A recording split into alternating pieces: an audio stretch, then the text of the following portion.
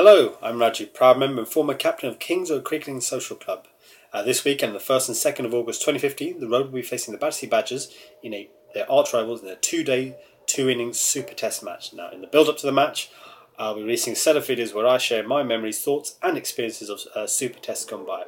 This one is about the 2010 Super Test. Now, after the successes of 2009, it was inevitable we'd have another one in 2010. It's a very exciting game in 2009 with both of us both teams having a chance of winning that game until very late in that game. One thing we did is in the development of the game back in 2009 is that we'll incorporate as much as we can from the real test match, first class match rules that to make it as realistic as possible, as long as they were feasible. One of them was the follow-on rule, which we decided we'd set the deficit or the difference in runs being 125. So in a normal two-day first class match, the rule is actually 100 runs, and in a 3 days 150. But we thought 100 is too small, 150 is a bit too much. Let's stick it 125, and that's been the figure ever since, to my knowledge.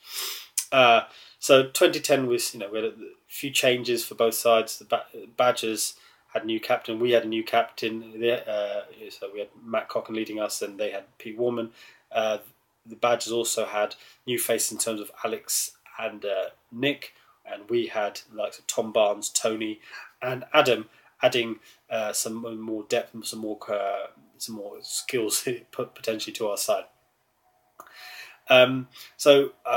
2010, they won the toss, chose to bat. They batted for long and they scored a lot of runs, 350 to be precise. For a loss of 6 wickets, they declared, and that was very, very intimidating total they put on. 3 players, Robin, Nick, and Alex got half centuries in that innings, and just everyone in their side seemed to make a useful contribution with the bat. When we came on to bat, we were quite cautious. To start off, we lost a couple of wickets early on, and then the fall of the 3rd wicket, I came in to do the job of a night's watchman, trying to sort of stay until the end, promoted up the order just to protect the better batsmen in the team. And I did try to do my best, but unfortunately, I got knocked out. Being a night watchman is something that's not going to happen in a regular one-day game, so it's quite an interesting thing to do, something really new that neither side had done before. So it was quite an experience. But I didn't do the job as a night watchman, having got up before the end of the day's play, and we ended 70 for 4, with them having scored 350. So we were 280 runs behind, and at least 155 runs away from the follow-on score. Now, day 2, so day 1 we'd actually batted 28 overs, and our innings continued for another 22 overs on day 2, for a total of just under 50 overs, and we put on an extra 100 runs, so 170 was our total. For 180, we didn't even get half their score, and they had the Battersea Badgers, were the first team ever to have the opportunity to enforce the follow-on in a Super Test, and they did. And the game changed completely from that point. We were anticipating as we were losing the final wickets that actually they could do this. They could do this. Will they do this? But they did, and we knew that at this point, there's only the chances of us winning are pretty much close to 0, and there are only 2 possibilities. The favourite option at that time, I would have, if I'd gone to the bookies, would have been that the Badgers winning, and secondly was getting the draw. Now, the draw in that sense would have been a moral victory for us, because it would have been the act of us preventing them winning. So our focus was on let's stay as long as we could. So the numbers were that we were 180 runs behind with 68 overs to play in that day. If we made it to 68 overs, if we batted out 68 overs, we would get the draw. If we got to 180, we would at least have avoided an innings defeat, which again is something that can't happen in a one-day game. But that's a sign of being a huge difference between the performance of two sides if we lose by an innings.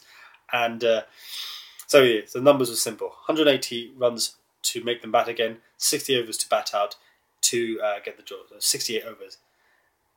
We'd never batted for that long. We'd fielded for that long, maybe, but never batted for that long. So that very difficult proposition, something that was completely alien to most of us, all of us probably. So we started in typical Kings Road Super Test fashion of losing our first wicket very early on, with Tom Barnes getting out in the second over. We were 3 down in the 19th over, 4 down in the 21st, and then, as my papers say in front of me, we were 5 down in the 31st over. So 37 overs left, with the bottom half of our batting left. In the middle at this time, we had Adam Majid and Tony. So if we look at the numbers of how many overs they filled, because this is really crucial here. At the 31st over, we'd been in the field for 53 overs. So the Badgers had been in the field for 53 overs that day, and they had been in 28 overs the day before. So we're talking 70, 80 overs they had been fielding. But they were still fairly good spirit, because they knew there was only 5 wickets to go. They had 35 overs to 35 overs to do it in. Should be a piece of cake. But the game changed.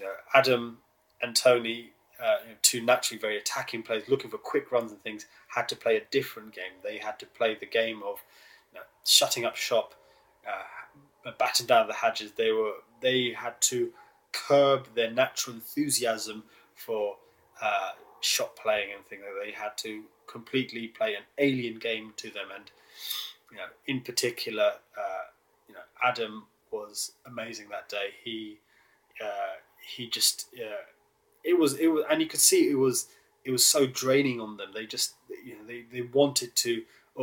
There's one wide outside off. What shall I do? Shall I go for it? No. More often than not, they left it. They were playing low risk defensive cricket to ensure that we could get the draw, which would then we could bat out time, which would then ensure we get the draw to prevent the Badgers winning the match. And Tony stayed on till the 50th over before he got out, and Adam just kept going with the rest of the tail, the low middle order and the tail, and Adam finally got out in the 65th over. He was devastated. He felt that he had let down the team. That wasn't the case. He had done something amazing. He had faced over 100 balls for mere 30 runs. Again, he'd normally score a striker of 70. So to go down to a 30 was completely not an Adam-like performance. So, 65th over, we were 9 down when he departed, and that left that brought me into the crease alongside James, number 10, and me at 11. And the equation was simple for us. So we'd already, I think around the 55th over, we'd already matched the 180 deficit. We'd eliminated the deficit. So whatever happened now was that the Badgers would need to bat again to get a victory. So, but 65th over, 3 overs left. 3 overs left, and then that would have been a draw, and that would have been an amazing turnaround, having been basically, almost certainly at the point of defeat after day one. It was an amazing turnaround, because, and you could see it in the Badgers. They were just so shocked. When Tony and Adam were in the middle, they threw everything they could at them, and their heads were down. They were dispirited. They were their tempers were rising. They were every misfield, a drop catch was. They were sort of shouting or sort of staring at each other. There was just a bad sort of a malaise in the field, because they, having gone from a position of, we're going to win this and early, we're going to be home early, to, okay, we might not win this. How the hell do we get these two out?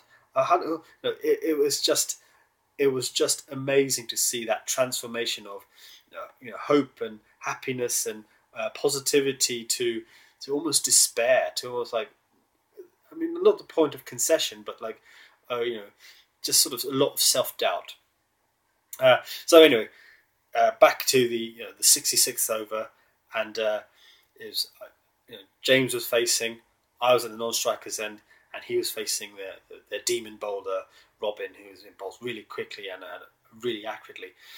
And there was one ball that he delivered, which I thought was, from my perspective at the non-strikers, James is going to leave that. He doesn't need to play that. James went for it, and he got a good healthy edge on it, but it's like, and it required an amazing catch from first or second slip, to get to take his wicket. And I thought he was quite distraught about it, and I was like, well, you didn't need to play that. You really didn't need to play that. So his was the last wicket to fall. We had put on 197, a lead of 17 runs, and there were 2 overs left to play in the day. So the Badgers needed 18 runs in 2 overs to win the game. Now, having played all this defensive, cautionary, low-risk cricket, the game had flipped. Now the Badgers needed to. With 2 overs to play, they didn't need. Wickets weren't a thing. They weren't an issue for them. They needed to play attacking cricket to get that 18 runs. The 18 runs, in a T20 game is probably standard, but if you put in a good first over as the bowling side, 18 runs in 1 over, 14, 15 runs to get in 1 over is actually difficult. And there's no fielding restrictions in a test match, so we lined pretty much everybody on the boundary to stop them getting those boundaries. And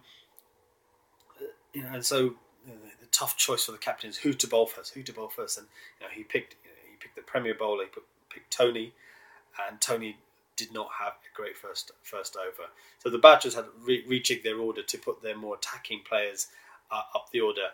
And whilst Tony did take a wicket of sort of the main culprit Robin, who'd been promoted to the top of the order, 14 runs went in that first over, and it's like, well, okay, that's advantage Badgers, but still 4 runs. If you put a couple of dot balls in there, it can be quite difficult to get those runs. So over 2, Adam bowled it, and the Badgers, it was a hit and run cricket for them. They just hit the ball and ran. They ran, and if they managed to clear one, because most of us had the boundary, they'd try for the second, and then 2 or 3 times that happened, we ran them out. There was a couple of drop catches. I believe I may have erased it from my memory, but I probably dropped one, and with 2 balls to spare, they got the scores were tied. They got the winning run, and the game was over. This game had gone from us, the road, being under the cosh, looking almost certain to lose at the end of day 1, to us clawing our way back in with Tony and Adam's amazing sort of resilience and defensive sort of play, and Adam in particular just going on as long as he could before his concentration, and just sort of he was physically, mentally drained, and then going from that. So actually, you know what? Even though we've got out in the 66th over, there's still a chance for us to prevent them from winning the game. And with 4 balls left of the final over, it still could have gone either way. It was that amazing. It was that exciting. Whilst the margin of defeat, I think, was like 7. They won by 7 wickets in the end. Indicates that the margin of they were the superior team by quite far. The fact that the draw was still very much a possibility for a long period of the game just tells you just how exciting that game was. Again, would have been a lot more exciting if we'd held out for the draw, but it was still exciting nonetheless because the way the momentum that's swung between both teams. So yeah, that is an epic game that I'll never forget. And Adam, I've spoken to him about it since, and he actually finds it quite difficult to talk about because he feels he let the team down. But as I've said before, I try my best to reassure him that you've done an amazing job, and you should look positively, irrespective of result, how that game played. But yeah, that was the 2010 Super Test. All wonderful memories.